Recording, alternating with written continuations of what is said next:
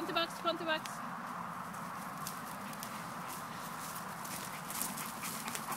Du kan inte gärna hålla kortare koppel, men du kan gå lite längre så han går på stigen och du går lite till höger. Det var inte han kissade på det.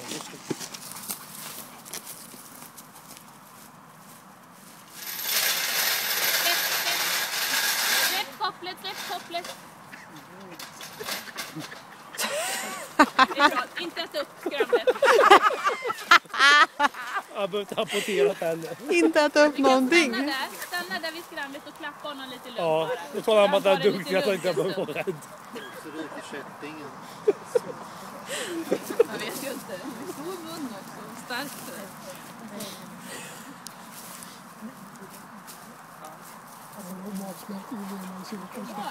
Trodde inte han skulle få Jobbar han extra på Stena Metall eller? på det.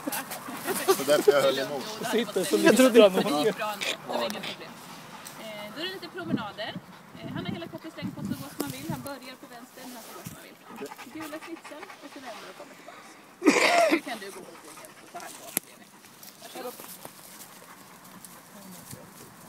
Så här gör man. Stackars hundägare. Han går upp. Bandslådan först. Rickard, har du inte det där med dig? Jajamensan, gröna kläder har man alltid fasta förband i höger benficka. Det är en sån här vadderad heldräkt.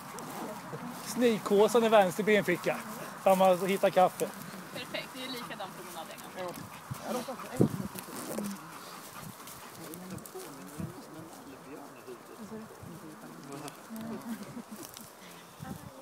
Han är inte så rädd för någonting. Inga kvarstående rädsla precis.